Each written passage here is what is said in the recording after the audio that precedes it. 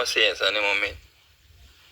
J'aimerais vous partager les caractéristiques de l'agriculture guinéenne.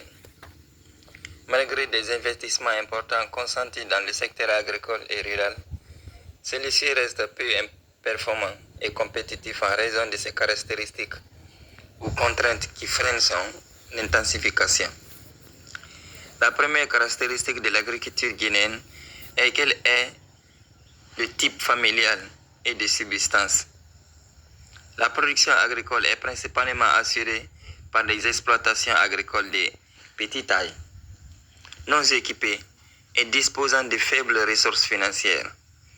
Au nombre de 844 500, les exploitations ont des superficies inférieures à 3 hectares et pratiquent le système de culture sur des friches brûlures. 90% des exploitations sans fertilisation entraînent une dégradation rapide des sols. Le taux d'équipement des exploitations est de 1,6 à 4,8 unités en moyenne. Pour le petit matériel agricole, ou bêche, machette, coupe-coupe, fossiles et couteaux, dont 14 charries sans exploitation et 6 tracteurs pour 1000 exploitations. Ainsi, les systèmes de culture et les systèmes de production qui se découlent reposent essentiellement sur une situation de la fertilité naturelle résiduelle des sols. C'est de cette fertilité naturelle que dépend en grande partie des productions agricoles, la sécurité alimentaire des paysans et les principaux revenus de l'exploitation agricole. La deuxième caractéristique est la faiblesse des rendements des cultures. L'accroissement de la production se fait par extension des superficies cultivées.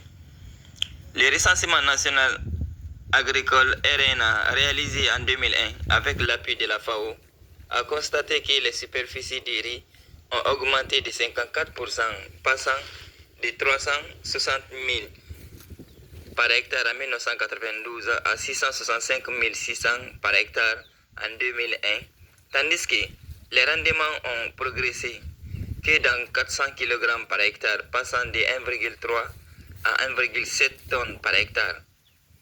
Il en est de même pour le maïs, dont la superficie a augmenté de 145%, pour grains de 350 kg par hectare. Le rendement pour le fonio, la progression en superficie est de 162%, en rendement et 300 kg par hectare, tandis que l'on constate un recul des rendements pour le manioc qui passe 8, à 6 tonnes par hectare pour la même période. Voir le tableau de l'évolution, les superficies et les productions des principales productions agricoles à l'annexe 5. La troisième caractéristique de l'agriculture guinéenne est son faible taux d'utilisation d'engrais. Il est l'un des plus bas de l'Afrique subsaharienne.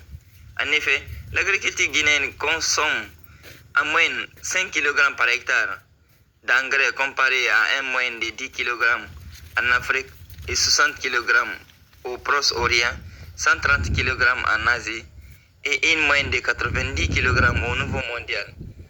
Pour l'ensemble du pays, il ressort les résultats de RNA en 2001 que le fumier organique sont appliqués sur 14%.